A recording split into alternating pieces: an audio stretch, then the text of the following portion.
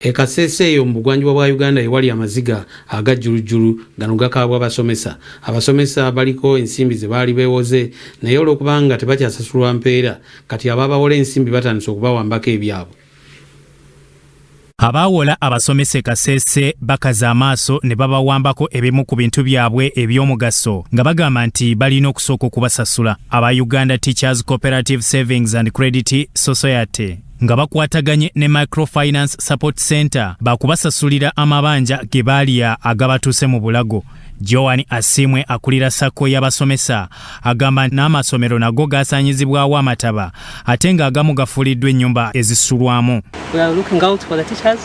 We want them to be able to go back to school when schools open. But how do they go back if they are hiding from money lenders, if they are hiding from microfinance institutions?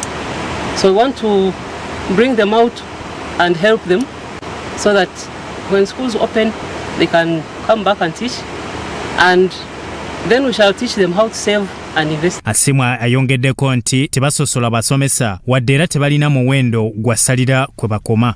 Because as a SACCO, as a union, we deal with SACCOs, and the SACCO is a voluntary organization.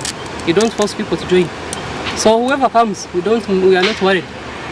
We are not worried. Whoever comes will be helped. Joy Chomugasho omusomesa mu Bulembi ya Primary School agamba nti abanjibwa amabanja ga mirundi 3 nga bamutwalako ne ATM card ye. Because of very many problems I have children who are studying. I have around 3 loans minus the money lender, because as I talk now my ATM card is somewhere with a money lender. So I really don't have money.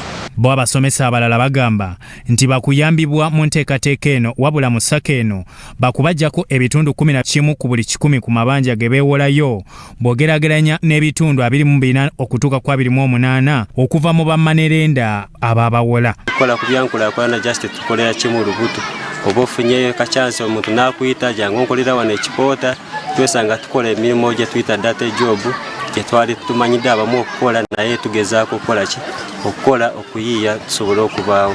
So n'olwekyo nsiima nnyo ekitongole kya Uganda Teachers Cooperative Savings and Credit Union. Byatumusime Gerard, Sorot TV, Omunyo.